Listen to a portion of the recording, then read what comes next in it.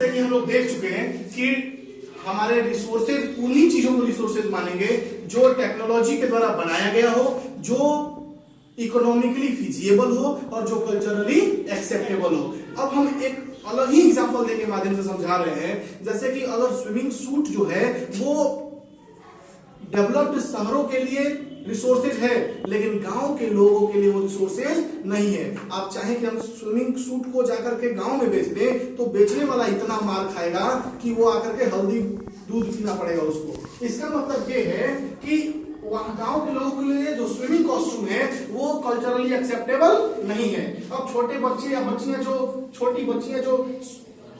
Shorts पहनती हैं ये गांव में एक्सेप्टेबल नहीं है, क्योंकि वो कल्चरली वहां के गांव के लोग उसको कल्चरली एक्सेप्टेबल नहीं है। टेक्नोलॉजी है, उन कपड़ों को बनाने के लिए हमारे पास पैसे भी हैं, हमारे पास बनाने के लिए क्या है, टेक्नोलॉजी भी है, खरीदने के लिए पैसे भी हैं, लेकिन चूंकि गांव के लोग उसको एक्सेप्ट नहीं कर रहे हैं इसलिए उसको हम खरीद नहीं सकते हैं।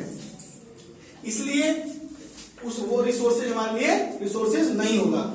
केवल ये बात याद रखना है कि 3 नंबर का क्वेश्चन आता है, हर वो चीज रिसोर्सेज है, हर वो चीज रिसोर्सेज है जिसे हम खरीद सकते हैं, जिसे हम टेक्नोलॉजी के द्वारा बना सकते हैं और जो कल्चर हमारा संस्कृति जिसे अपनाता है वही हमारे रिसोर्सेज है। ठीक है, अब आगे बढ़ेंगे हम लोग कि क्या रिसोर्सेज एक ट्रायंगुलर शेप में आपको दिया होगा कि ट्रायंगुलर शेप बनाया होगा और ये ट्रायंगल के बीच में ह्यूमन बींग्स दिया है और एक तरफ दिया है, एक तरफ टेक्नोलॉजी दिया है, दूसरे तरफ इंस्टीट्यूशन और तीसरे तरफ दिया है आपका इन्वायरमेंट, नेचर। ये क्या कहता है, ये ट्रायंगल्स आपका एग्जाम में क्वेश्चन पूछ सकता है कि टेक्नोलॉजी का क्या इस्तेमाल है, टेक्नोलॉजी का क्या इस्तेमाल है रिसोर्सेज बनाने में, इंस्टीट्यूशन का या नेचर का क्या इस्तेमाल है रिसोर्सेज बनाने में। तो आप लिखेंगे या इसको समझ जाइए कि ह्यूमन बींग्स जो हैं इन तीनों का इस्तेमाल करते हैं रिसोर्सेज बनाने में। कैसे? एक कार बनाने के लिए हमें क्या चाहिए, आयरन चाहिए। आयरन कहां से आएगा, रॉ मटेरियल के रूप में, ओर से आएगा। कहां से आएगा, ओर से, आयरन ओर से आएगा। कहां से आएगा, रॉ मटेरियल है आयरन, तो आयरन ओर से आयरन आएगा और हम उसको एक संस्था में, टेक्नोलॉजी इंस्टीट्यूशन मतलब क्या, एक ऐसा कंपनी क्या है, एक इंस्टीट्यूशन है। क्या है, कंपनी क्या है, एक इंस्टीट्यूशन है। तो कंपनी को आयरन ओर को हम कहा ले जाएंगे कंपनी में, और कंपनी में हम उसको क्या बनाएंगे, कार बनाएंगे by the help of technology. इसका मतलब यह है कि टेक्नोलॉजी मिल गया, नेचर मिल गया, इंस्टीट्यूशन मिल गया, तब जाके क्या बना, रिसोर्सेज बना। मतलब कि when T plus N plus I is equal to R, ये ध्यान में रखेंगे। ठीक है, समझ में आ रहा है। अब हम लोग देखेंगे कि रिसोर्सेज का डिस्ट्रीब्यूशन कैसे कैसे हुआ है। तो रिसोर्सेज को हम लोग क्लासिफाई किए हैं on the basis of various types, जैसे उसके उत्पत्ति के आधार पे, किसके आधार पे, उसके उत्पत्ति के आधार पर रिसोर्सेज कैसे शुरुआत हुआ। तो on the basis of origin,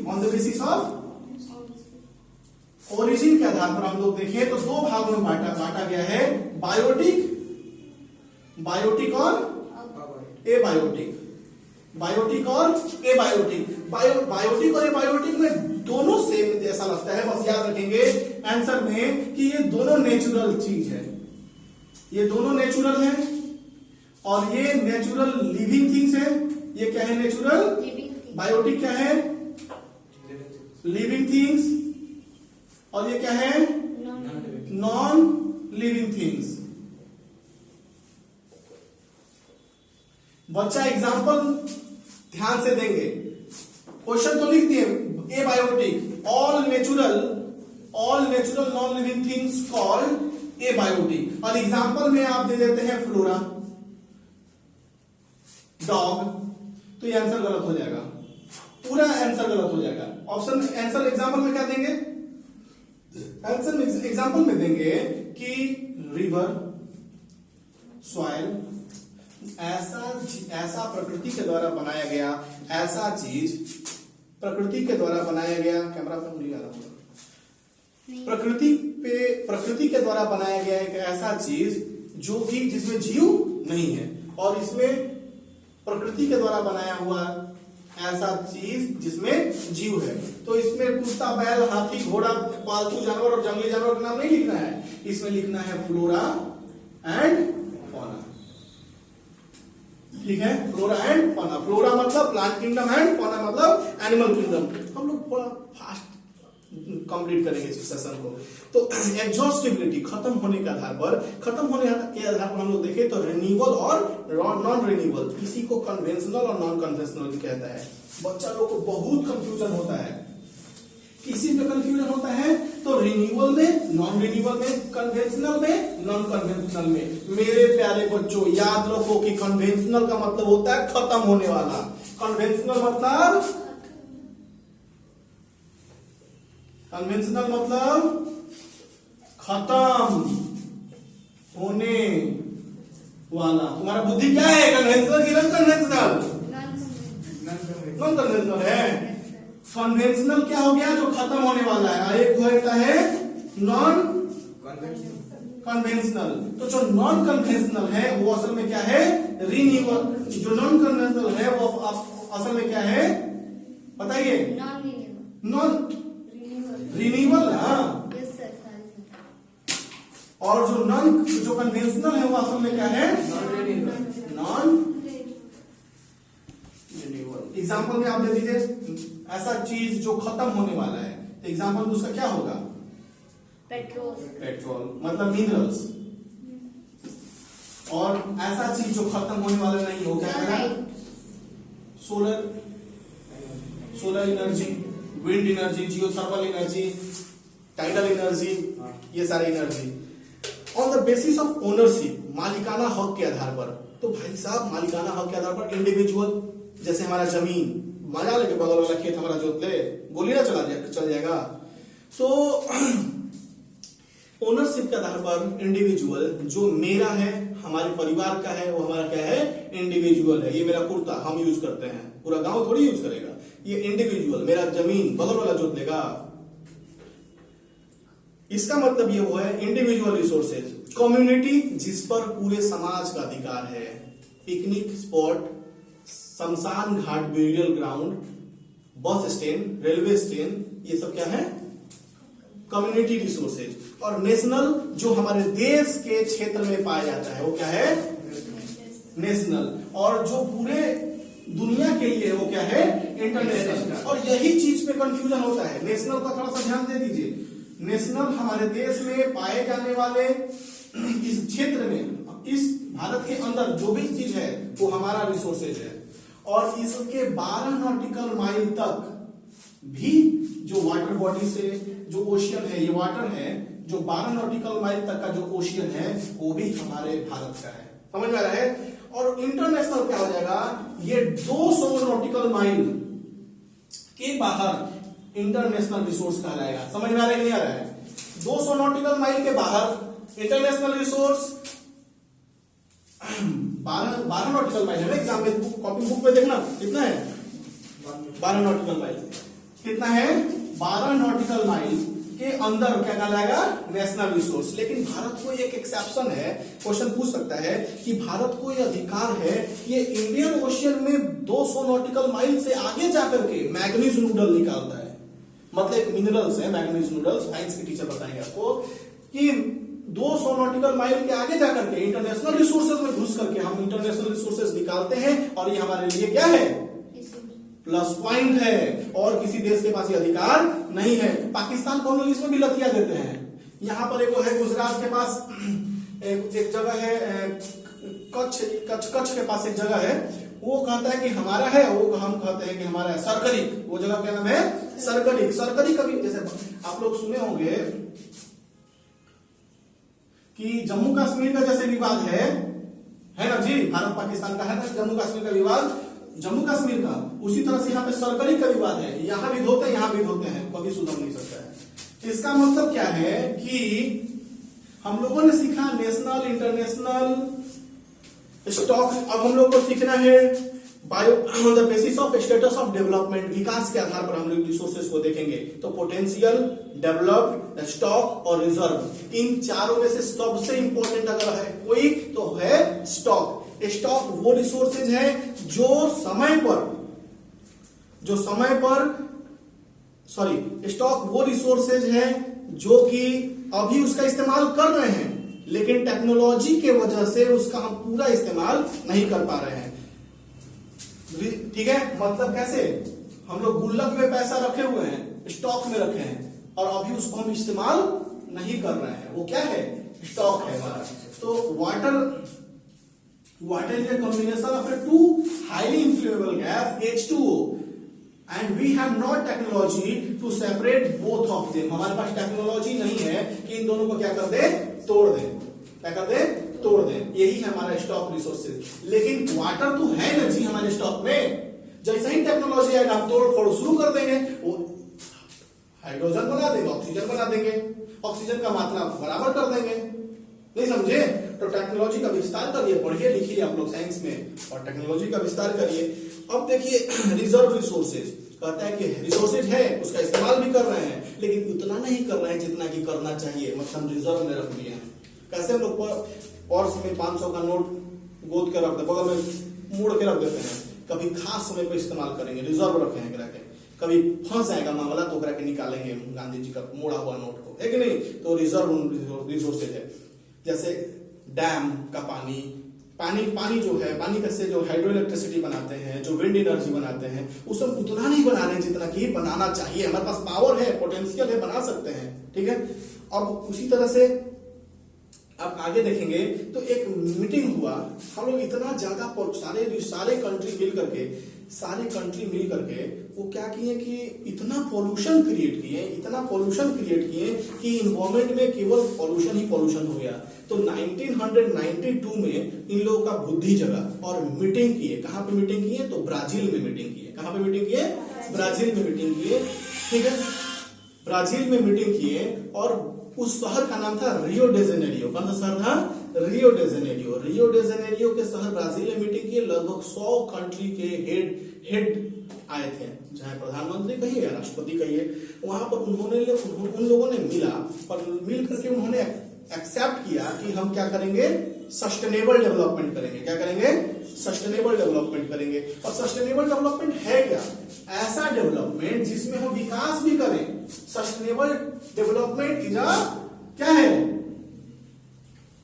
development. Sustainable development में हमें डेवलपमेंट भी करना है विदाउट, याद रखिएगा, without damaging environment and also conserve the resources for future generation। इसका मतलब ये नहीं है कि खा के अपने मोटा हो जाओ, अब पेट फट जाए और अपन दादा अब अपने बेटे को पूछना कि बाबू एगो काला रंग का पत्थर होता था, उसको हम लोग कोयला कहते थे और उसको जलाने से आग फेंकता था हरा हरा।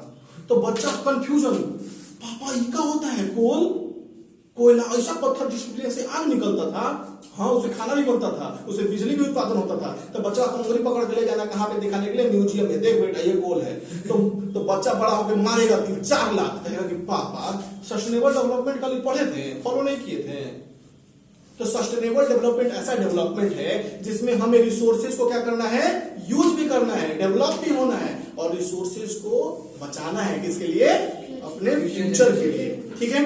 तो ये इसी टर्म को एजेंडा 21 बोला गया। क्या बोला गया?